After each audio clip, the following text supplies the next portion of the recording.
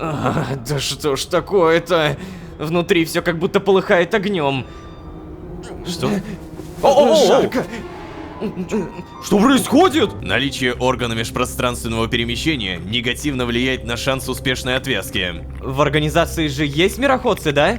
Я же не буду первым. Да, не будешь, конечно не будешь. Так, ну ладно. Первое убийство Лолошки на посту сотрудника организации. Я много раз пояснил, что мой выбор, как мне кажется, правильный, ибо фея бы погибла в любом случае, а я не упускаю шанса законнектиться с Малецки, например. Вот, напомню, GDH сказал: никогда не сомневайся в своем выборе. Вот я не сомневаюсь, черт возьми. Как нам это аукнется, посмотрим. А вообще, всем привет, дорогие друзья, я Лолошка. Добро пожаловать в точку невозврата. А еще у меня какие-то партиклы. Что это такое? Ладно, посмотрим. Поехали!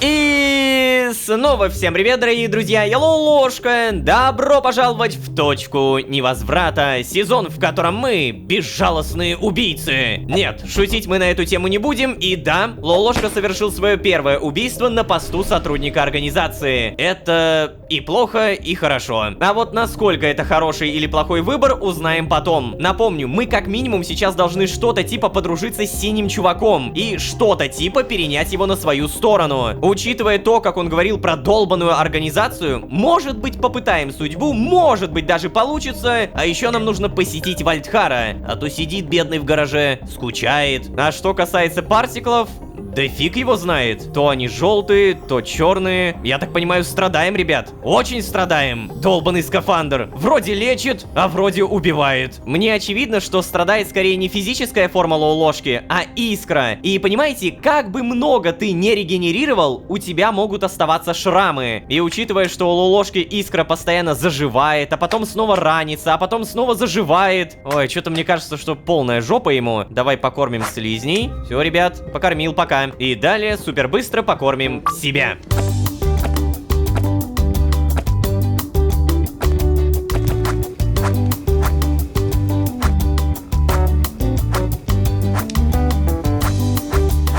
Работа выполнена.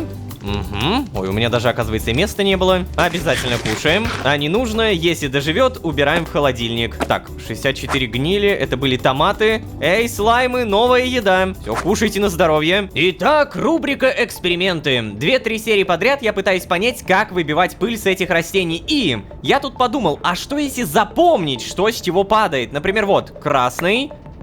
Красный — это ягода, ага. Далее, например, вот, 2 одинаковых растения, с тебя падает... Подожди, это что? Это пыль? Органический зеленый краситель. Нет, это не пыль. И еще раз зеленый. Ягоды. Ой, да ладно. То есть вы хотите сказать, что она всегда разная падает? Бляха-муха, то есть текстура не важна. Ладно, а с тебя? Это семечки, это опять ягоды. И тут пыль.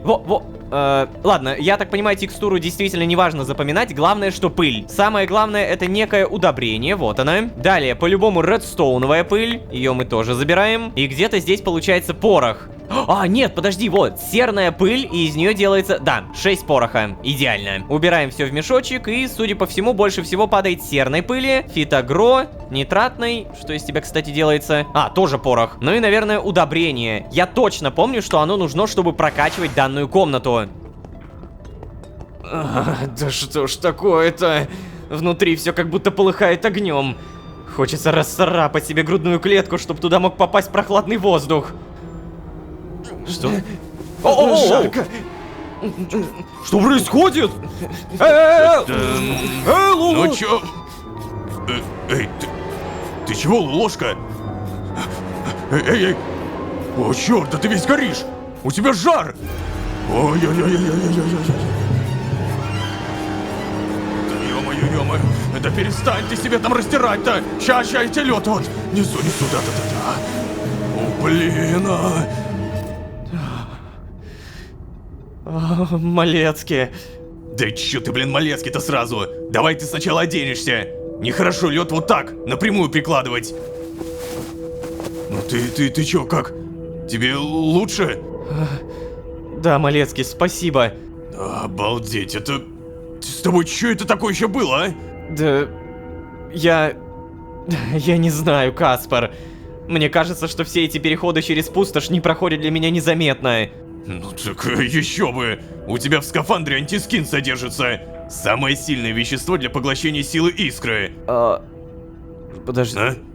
А чё ты так смотришь? Да я просто удивлен, что ты о таком знаешь. Штурмовик не значит идиот, Лолошка. Такое чувство, что ты думаешь, что если мы тебе о чем-то не рассказываем, то значит об этом не знаем. Ой. Ты давай, тоже садись. Подожди, то есть ты реально знал? И ни разу мне не говорил! Так, куда садиться-то? Да не стесняйся ты. Тепло наверх поднимается, а внизу прохладнее. Так быстрее остынешь. Это ты по своему опыту говоришь.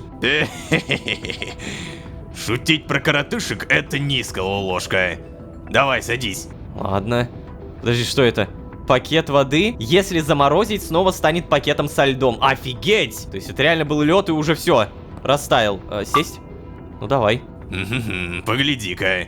Вот мы и узнали еще одну причину, по которой ты рано или поздно отвяжешься. Твое тело не в состоянии выдерживать перегрузки, которые предполагают частое перемещение сквозь время. Тем более, когда ты ослаблен антискинтом. Знаешь, вообще я даже видел ветки, в которых мироходцев пытали антискинтом. Удивительно, что ты продолжаешь функционировать. Ну, я просто...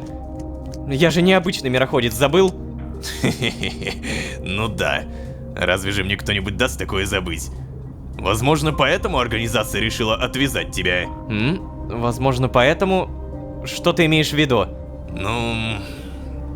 Так... Ух ты. Как бы тебе сказать-то, Лолошка? Мироходцы сложно отвязываются от времени. Наличие органа межпространственного перемещения негативно влияет на шанс успешной отвязки. Ладно, но... В организации же есть мироходцы, да? Я же не буду первым? Ну... Малецкий? Да, не будешь, конечно не будешь. Ага, но... Но, Малецкий! Ты-то говоришь, как будто есть какое-то но! Да... Но я не знаю этого наверняка, Лолошка. Мне никто ничего не говорит. Помнишь инструктаж, где тебе рассказывали, что нельзя пересекаться с самим собой? Да, помню. Ну вот, по той же причине мы перестали вербовать новобранцев из веток. В процессе вербовки результат этой вербовки уже известен, понимаешь? Ай, ну конечно же низшие сотрудники не могут этот результат знать. Потому что если он, например, отрицательный, то есть вот если я сразу после знакомства с тобой узнаю, что ты не пройдешь отвязку, я перестану пытаться тебя завербовать, правильно? Ну да, правильно. Ну так вот и смысл мне тратить свои ресурсы на бесполезного сотрудника. Ага, да, хорошо, это обидно, но я тебя понял. Да, Лолошка, я ж гипотетически говорю, не конкретно про тебя.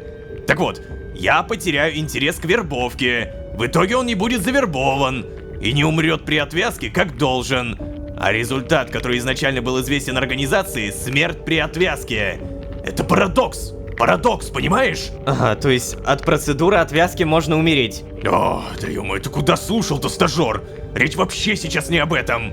Речь о том, что... Да нет, я понял. Что ты не можешь на самом деле быть уверен, что моя вербовка пройдет успешно. Ты просто веришь именно в этот результат, потому что остальные сильно хуже. Да. Я привязался к тебе, Лолошка. Как ты понимаешь, наша работа во многом состоит из рутины. А ты самый интересный и веселый, что случалось в Синклите за последние десятки тысяч километров.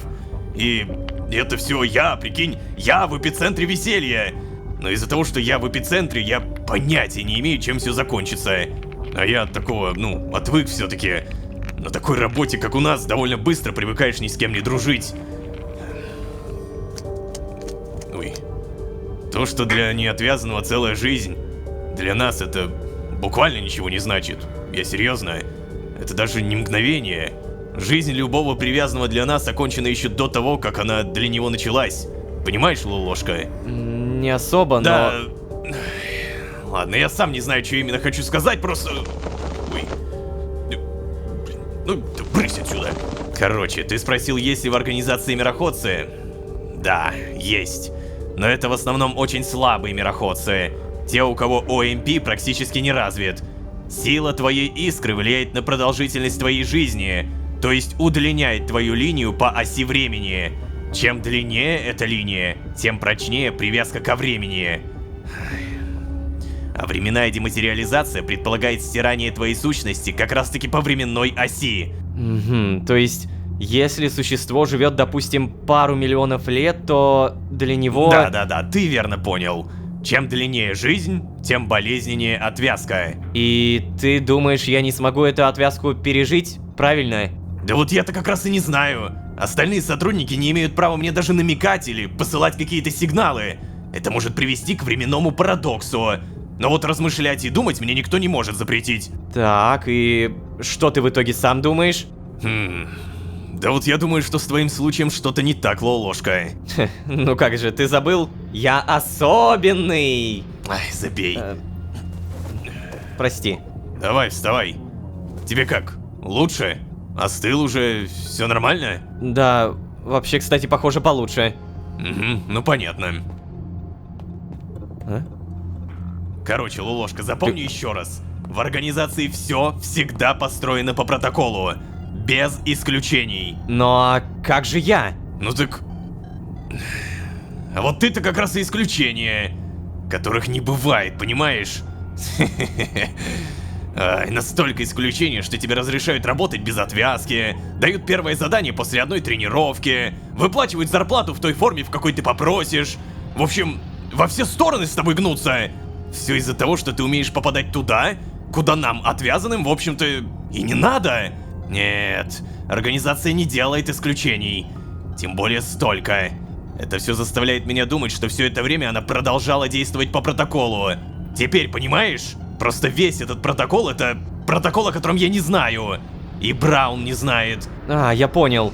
То есть ты хочешь сказать, что специально для меня был создан какой-то секретный протокол? Да, ты совсем не понимаешь сути организации, видимо. Ну так ладно, ну тогда объясни мне. Короче, протоколы создаются для того, чтобы разные ситуации могли решаться одинаково. Да, предполагается некоторая вариативность, но есть идея в том, чтобы в любой ситуации достигать одного результата. Так, к чему ты клонишь? Да к тому, что институции никогда не создают решений под конкретные кейсы. К тому, что протокол, по которому организация действует сейчас, существовал, вероятно, до твоего появления, вот так вот. Опа.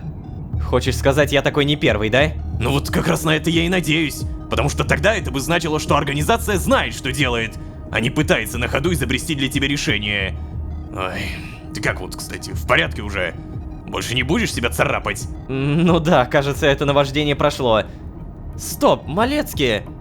А ты как узнал, что мне плохо? Меня что, опять прослушивают, что ли? Да, забей. Безопасники отказались тратить на тебя свое оборудование. Ты его постоянно ломаешь. Они вот просто повесили всю ответственность на меня. По мне лучше так, чем если бы ты везде боялся говорить. Вообще, я просто пришел тебя проведать. Учусь выставлять настройки в телепортаторе. Это, знаешь ли, штука тонкая. Как ты помнишь, у нас теперь есть выходные после выполнения задачи. Я думаю, пока что с отвязкой тебя трогать никто не будет. Я предупредил соответствующие отделы и временные отпечатки выставил, чтобы тебя не дергали. Ты это, вообще подумай о том, что я тебе сейчас сказал. Может быть, поймешь, что для тебя там все предрешено. Ай.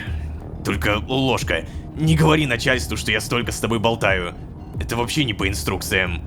Давай, до следующего отпечатка. Ух ты.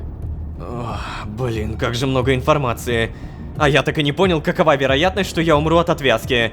Если я что-то и понял из всего этого разговора, так это то, что до момента, когда ко мне заявится организация, чтобы сказать, что пора отвязываться, осталось в лучшем случае пару дней. И то, благодаря выходным от Малецки. А, черт. Надо рассказать об этом Лае и Вальдхару. Бляха. Подожди, реально? Это отвратительно! Очень плохо! На самом деле, с каждой серии я все больше поражаюсь, насколько круто продумана организация. Остальные сотрудники не имеют права мне даже намекать или посылать какие-то сигналы. Это может привести к временному парадоксу. Это же настолько логично по факту. Смысл мне тратить свои ресурсы на бесполезного сотрудника? Я потеряю интерес к вербовке такого сотрудника, и в итоге он не будет завербован. И не умрет при отвязке, как должен. Смерть от отвязки от времени — это тоже, по сути, заложенный сценарий в жизни какого-то существа. Офигеть! Как же много условий. И это так круто рассказывается. Но меня, конечно, зацепило еще вот это. К тому, что институции никогда не создают решений под конкретные кейсы. К тому, что протокол, по которому организация действует сейчас, с ложкой, существовал, вероятно, до твоего появления. Хочешь сказать, я такой не первый? Надеюсь. Потому что тогда бы это значило, что организация знает, что делает. И вот тут мы не понимаем. Либо я такой действительно первый, либо нет. Ладно, давайте обязательно похилимся. Далее обязательно спустимся. Тренировочку. Ага, спасибо. Сейчас, сколько у меня опыта, интересно?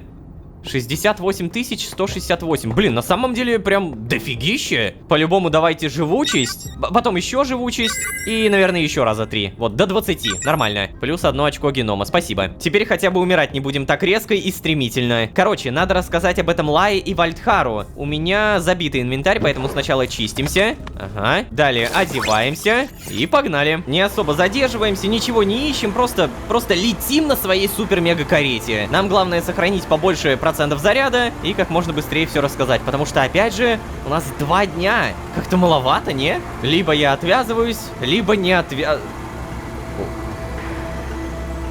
Так.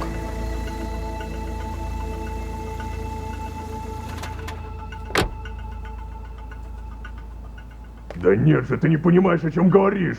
А, это я? Я не понимаю. Именно ты. Что там?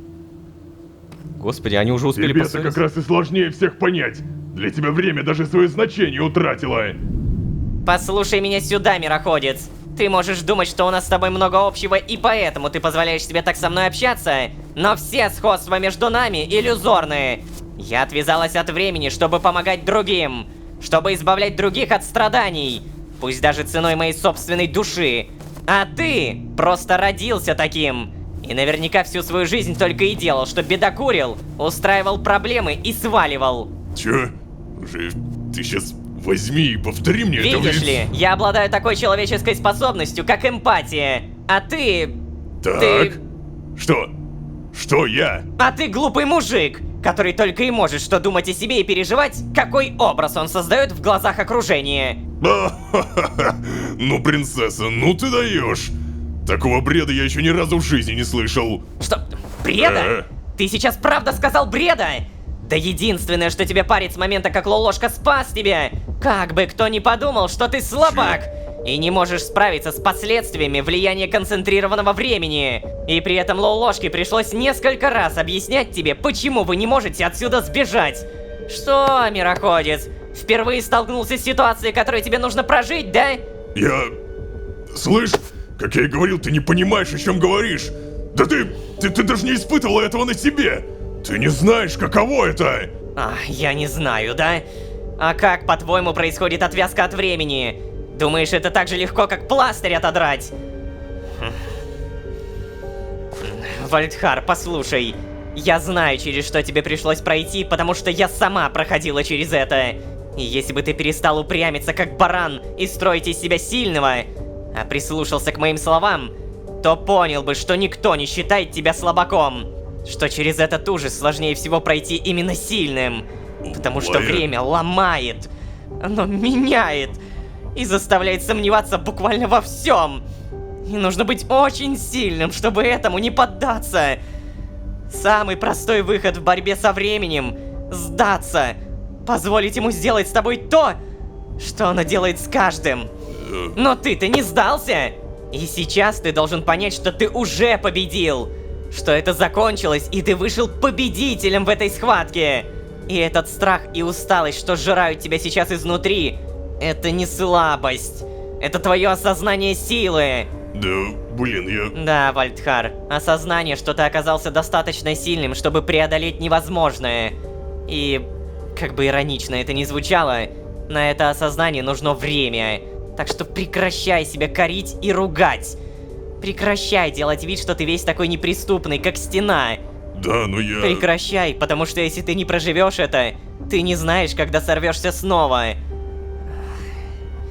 Это ставит в опасность всех нас. Ты ставишь в опасность. О, красавица. Когда ты говоришь об этом так, я... Хотя знаешь, я бы мог быть твоей стеной. Стеной, за которой ты могла бы спрятаться от любой проблемы. Что? Да ты сейчас вообще понял, что я говорила? Стоп. Ой. Ты сейчас слышал это? Вальдхар, надень скафандр.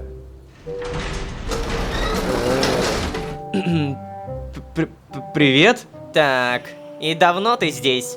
Да нет, вот только подъехал. Чем занимаетесь? Ну, как бы тебе сказать-то... Я принесла Вальдхару еду. Уже собиралась уходить. Стойте, может быть, давайте поговорим? О, да-да-да, мне же нужно рассказать. Точно. Слушай, Ло, ты как дышишь в этой штуке вообще, а? Жарко же, капец. Да, привык уже. Ну, ты о чем поговорить-то хотел? Нам не стоит надолго собираться тут вместе. Ребят, ко мне приходил Малецкий. Он сказал, что мы уничтожили последних выживших в этой ветке. Что? Да, это значит, что... Организация скоро придет. Так, давай, Лолошка. Тебе нельзя отвязываться, ты помнишь это? Да, я помню, ты уже говорила это 100 раз. Надо что-то придумать. Слушай, Малецкий сказал, что после задания мне дадут выходные. Меня пока не будут дергать. О, молодец, Малецкий. Его виртуозное мастерство пользоваться протоколами в своих целях сейчас очень кстати. Да, так, погоди, а я правильно понимаю, что мы сейчас обсуждаем отвязку Ло от времени? Да, таковы были условия его временного контракта. Да... Ну, то есть дела плохи, получается, да? А ты быстро схватываешь. Ну, приходится. Мне ж толком никто ничего не рассказывает. Так, ребят, я думаю, нам придется снова как-то тянуть время. Нет, Лолошка, я не уверена, что получится. Ты должен предложить организации что-то взамен. Что-то, что ей действительно должно быть нужно.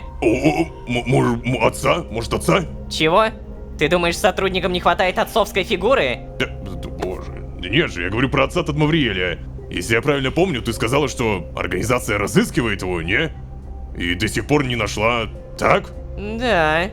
Он был целью Малецки и целого специального отряда до появления Лолошки. Ну так, а что если пообещать этим бюрократам, что мы найдем Тадмавриэля и все такое? Стоп!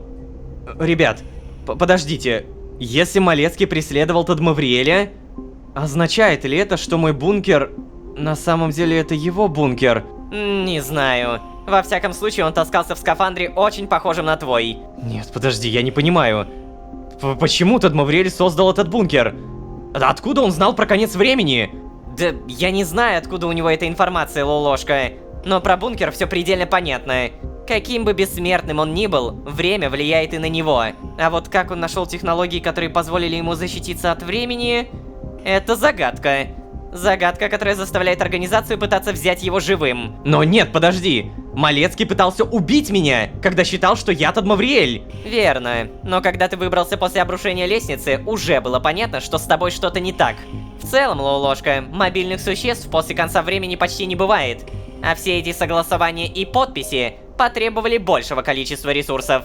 Так что да, его перестали пытаться убить сильно позже, чем начали за ним охоту.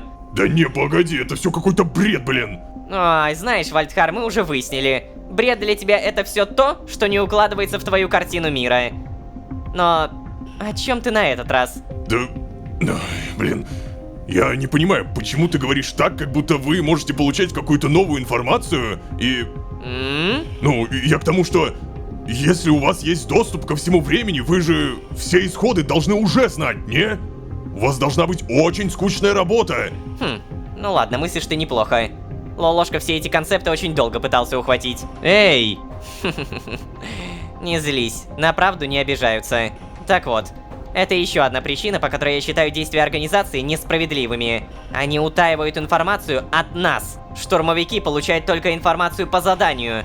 Безопасники получают только те доступы, которые нужны для обеспечения безопасности организации.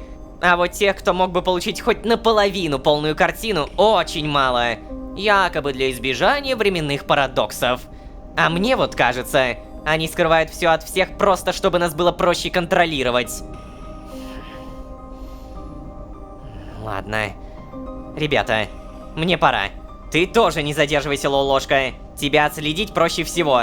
Если к тебе в бункер явится кто-то из организации из-за того, что они не умеют грамотно работать с отпечатками, их глупая ошибка приведет к концу всей нашей деятельности. Удачи! Ну, пока... Вот так. О, ну какая же она очаровательная, блин! Такая решительная. То есть, ну... Давай, бывай, Ло. Что? Подожди, реально, даже не поболтаем? Ну, ты слышал принцессу. Я вот почему-то не хочу ослушаться царского приказа. А вот вздремнуть бы не отказался. А то потом у меня тренировка, знаешь ли.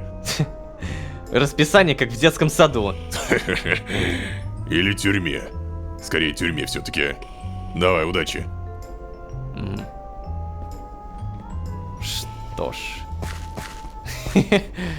Ну, кстати, Вальдхар реально крутые вопросы так-то задал. Почему ты говоришь так, будто вы можете получать какую-то новую информацию? Если у вас есть доступ ко всему времени, вы уже должны все исходы знать. И ведь это правда. Данная серия на самом деле так много крутого поясняет. И заметьте, Малецкий и Лая доносят одну и ту же информацию иногда просто разными словами. Но по сути, она сходится друг с другом. Малецкий не пытается от нас что-то увиливать. Вот что надо понимать. Малецкий как будто сам пытается разобраться. Хотя он скорее это в открытую говорит. У вас есть доступ ко всему времени. Вы уже должны все исходы знать. У вас должна быть очень скучная работа. Про Тадмавриэля прям дофигища вопросов можно строить. Типа, почему на видеоролике он вот такой? Откуда он знал про конец времени? А также, как он нашел технологии, которые позволили ему защищаться от времени? Это загадка, которая заставляет организацию пытаться взять его живым. Но ведь Малецкий пытался убить меня. Так, ну потом они поняли, что нет, все не так просто, и отменили приказ про убийство. Вот, теперь картинка складывается. Пока что могу сказать, что для меня картинка сложена меньше, чем на 50%. Я думаю, вот знаете, на процентов 20. Но это уже хорошо. Знаете, мне приятно хоть в чем-то начинать разбираться. Что же касается телепортации в скафандре, мы поняли, что это полная жопа, и нам бы перестать это делать.